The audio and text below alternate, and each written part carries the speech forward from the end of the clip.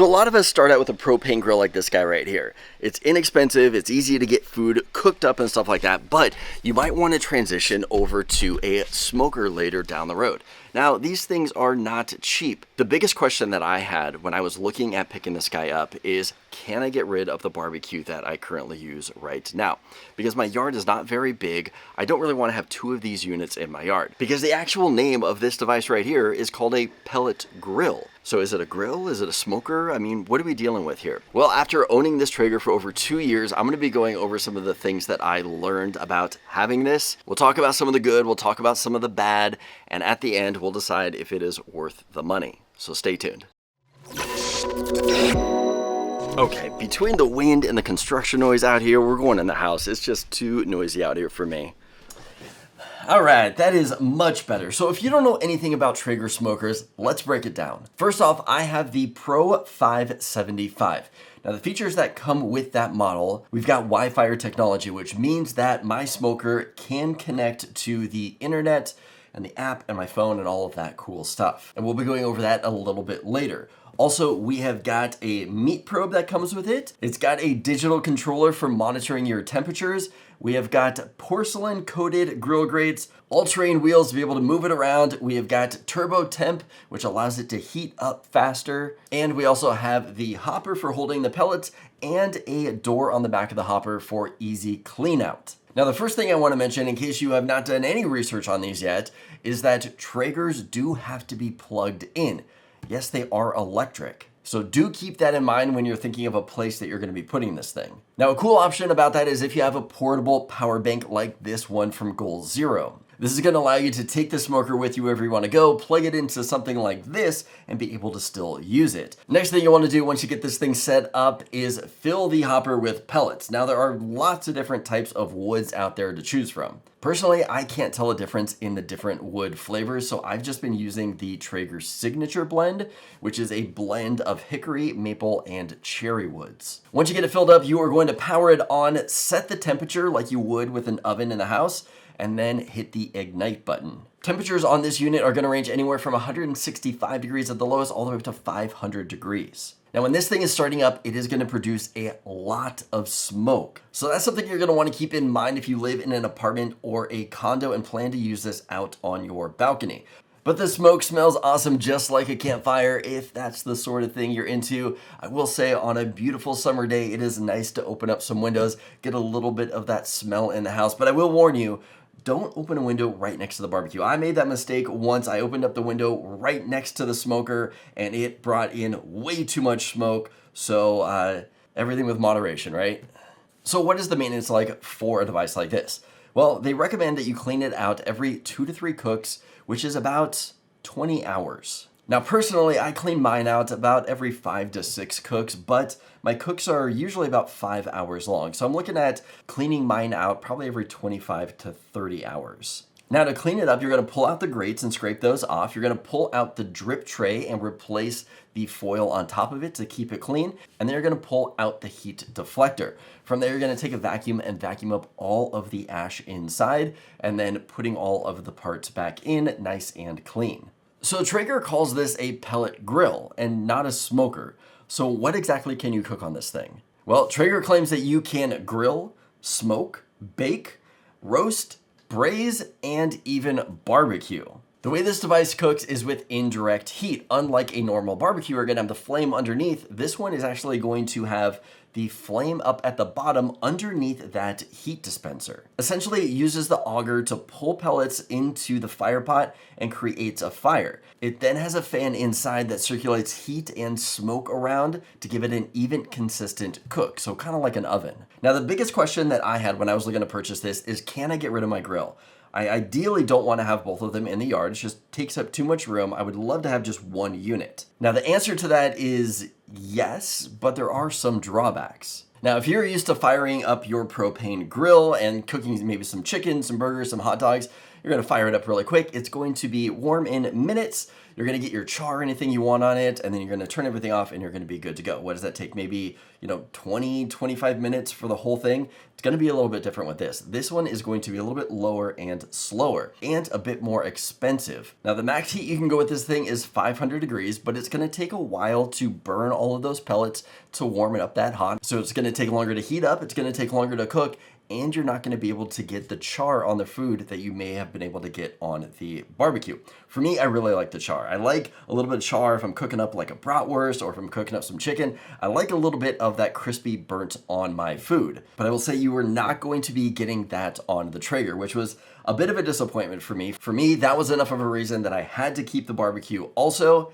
and just have the Traeger as an addition. Now you can get grill marks. I was able to cook up some chicken and I did get some nice grill marks, but as far as any kind of char, it's not gonna be there. Now, even though a lot of people refer to these as outdoor ovens because you're gonna turn it on, you're gonna set your temperature, hit ignite, and you're gonna be good to go, it does have to have pellets to heat up. That was something that I was not aware of. I thought that having it plugged in, it was heating up on its own and it was just really using the pellets for smoke flavor. That was not true because there have been several times that I've run out of pellets and the heat drops drastically. And if you are doing that in the middle of the cook, then you have to put new pellets in, you have to prime the auger again, you have to get the pellets back in there. You're gonna be down for quite a while before that heat comes back. So I would definitely recommend always check your hopper before a cook and don't run out of pellets mid-cook. So the cost of a bag of pellets here at my local Home Depot for a 20-pound bag cost about $20. Now, how long does a bag last? Well, according to Traeger, if you are cooking in the smoking temperature, which is about 165 to 275 degrees, you're gonna get about 40 hours of cook time out of a 20-pound bag.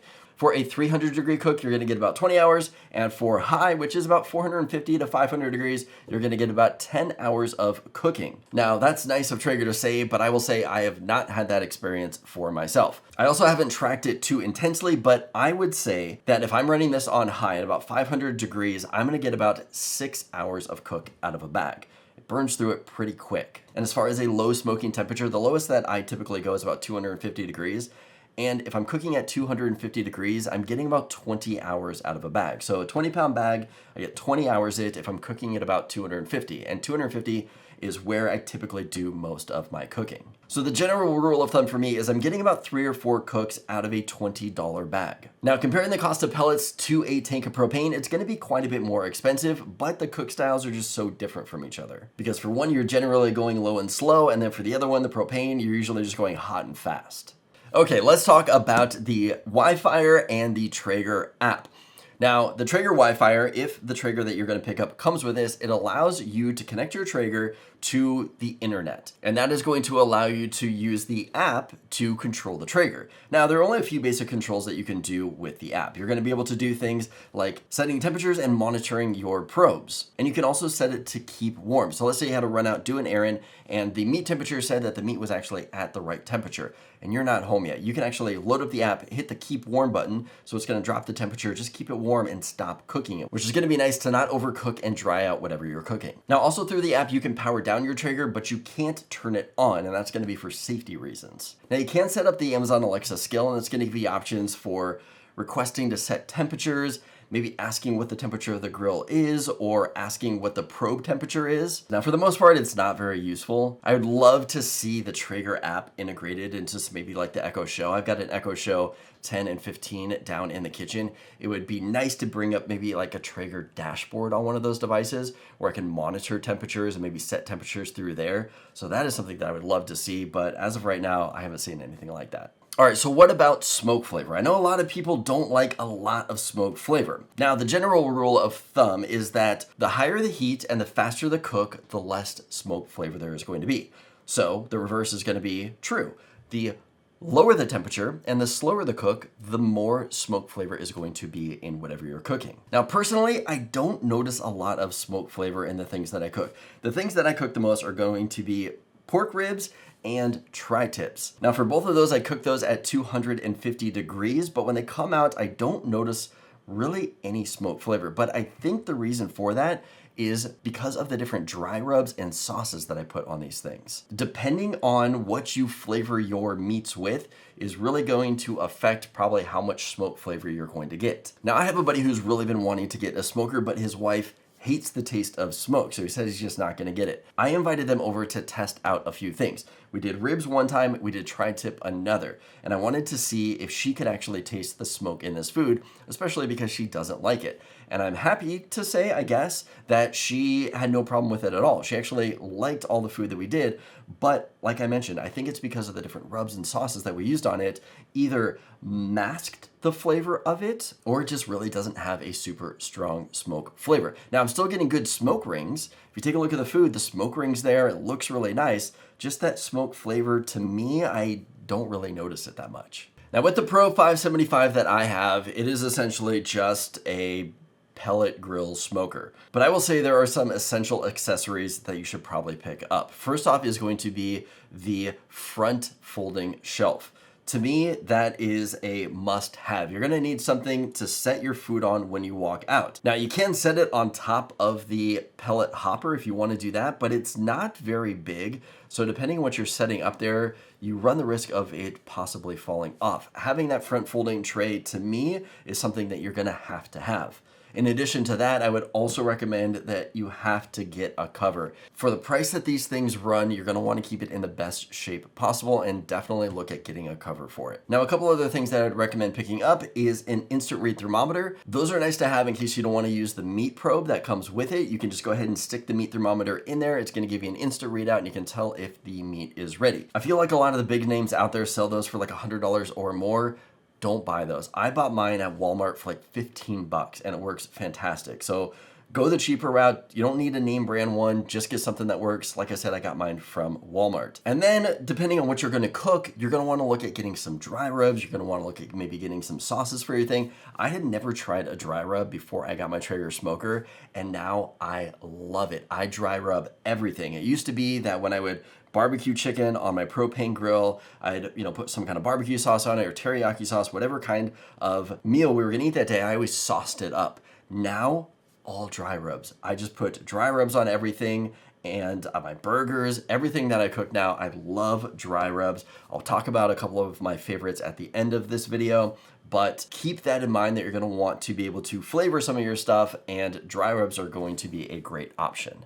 So what have I cooked on my Traeger over the last 2 years? Well, I've cooked pork ribs, we've cooked beef ribs, we've done burgers, hot dogs, chicken breast, I've done whole beer can chickens, I've done a full turkey for Thanksgiving, I did a ham for Christmas, I've done pork butt strips, I've done tri-tips, we've done veggies. The only thing that I have not done on it yet is a brisket. I've gone to Costco, I've looked at briskets. Briskets there are like $96, and that was before inflation. So I don't even know what price they are now, and they're huge. My wife is a vegetarian, so she doesn't eat any of the stuff I cook. I have to either plan for a big party or whatever. So brisket is the one thing I have yet to try. I'm a little intimidated by it, but I've cooked a lot of other things on there and everything has turned out fantastic. That is one good thing about the Traeger system and being able to just like set a temperature is like when I'm cooking ribs or if I'm cooking a tri-tip, I literally prep it, I set the temperature, I set the food on there, and then maybe I'll check it every 2 to 3 hours. For the ribs, I spray it down maybe once every hour. After 3 hours, I pull them off, I wrap them in foil, throw it back on there for 2 hours, and they're done. Like, I'm not really spending a lot of time out there. It just does its thing. So don't worry about not being an expert cook. The Traeger with that digital control pretty much does it all for you. Now, as far as dry rub recommendations, I really like using the stuff from Meat Church. Pretty much anything from Meat Church. I bought a couple shirts from them. I bought some other products from them. I really like their dry rubs. My favorite dry rub, by far, life-changing, is the Honey Hog Spicy. I use that on everything. I use it on eggs. I put it on my burgers. I put it on my chicken. I put it on everything I cook, whether it's on the grill or whether it's on the smoker. I love that one, especially on pork ribs. I love it on pork ribs. I also use quite a bit of their recipes for some of my cooks. I will put some of my favorite ones down below if you guys want to check those out. It's going to be things for like the tri-tip and the ribs and different things like that, but they're ones that I really like a lot. So you guys can check that out in the description below. All right, so here is the big question. Is it worth the price? These Traegers are quite an investment. The Traeger Pro 575, which is the one that I have, is one of their smaller, more inexpensive models. and that thing is going for $900. Plus, let's add on maybe another $200 in those essential accessories that I talked about. We're talking about the front folding shelf and the cover. Now we're looking at an $1,100 smoker, and that's quite a bit of money just to cook some meat. Now, here's a question. How long do these last? I was taking a look online, and people are saying that you can expect a Traeger to last anywhere from 10 to 15 years as long as you keep it in good shape. So let's break that down. If you are going to spend $1,100 over 10 years, that is going to be $110 a year for this smoker. Now, let's say you keep it in really good shape, you keep a cover on it, you treat it well, and you get 15 years out of this thing. If you're going to get 15 years at $1,100, this Traeger is going to cost you $73 a year. Now, when you consider those prices, it doesn't seem too bad. Would I spend $73 a year to be able to get the kind of stuff that I'm getting out of this Traeger? Personally, yes, I think that is worth it. Now, to pay all of that up front, it's kind of a hard pill to swallow. So it's just gonna depend on how into this you are. For me, before I got my smoker, I grilled all the time. I was always outside grilling, whether it was chicken or fish or burgers or steak. I would grill probably 3 times a week out on my grill. So adding this on is something that I already love to do, so I really enjoyed it. But if grilling up and barbecue is something that you do infrequently, it may not be worth it to you. Okay, so here are my final thoughts. Here are my big takeaways from having this unit right here. It's not a grill replacement. I still do burgers, hot dogs, and chicken on my grill. But now that I have it out there, I'm totally fine with that. It is also more expensive to run. You're gonna spend more money cooking meat on here than you would on a propane grill. And the last negative thing is that there is gonna be more maintenance. For my gas grill, I rarely maintain that thing. I scrub off the grate every single time I'm gonna use it, but other than that, that's pretty much it. With this thing, you're gonna have to pull a lot of things out. You're gonna have to make sure that you are vacuuming out the ash that is inside. Don't let that build up. It could start a fire. But even though there's more maintenance, you're probably not gonna be using this as much as you would a traditional grill.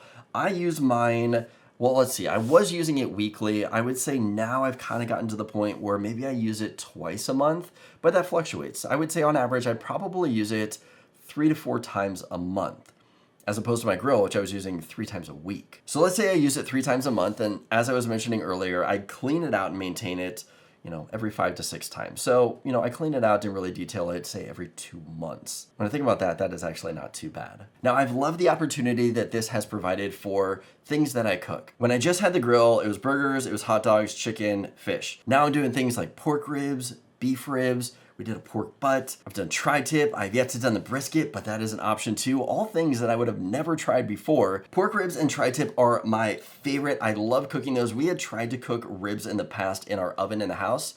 We would do the cook and then we'd braise them off on the grill to get a little bit of grill marks, but they were never the fall off the bone type. Now that I'm cooking here on the smoker, they're amazing. They are fall off the bone. They are so good. I love cooking them all the time. We are always doing ribs, and by we, I mean I'm always doing ribs because my wife's a vegetarian.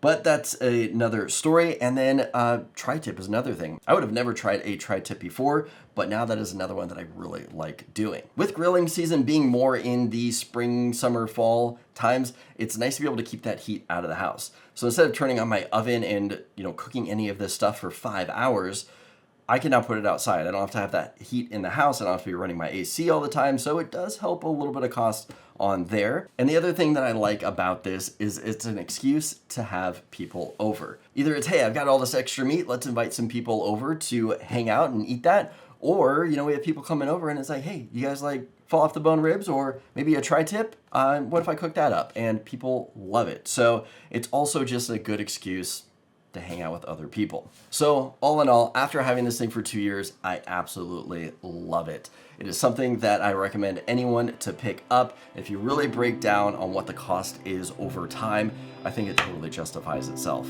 Now, there are a few drawbacks here and there, but even though those are drawbacks for me, maybe they're not for you. And as much as I love having this thing and cooking it, maybe those are reasons that you don't like it. So let me know in the comments below what you thought. Did I convince you that this is something that you're gonna get? Or did I convince you that this is not something you want and you're gonna look for something else? I'd love to know in the comments below. If this video is helpful, give it a thumbs up. Let me know that you liked it. As always, don't forget to subscribe for more content like this, and I'll see you in the next video.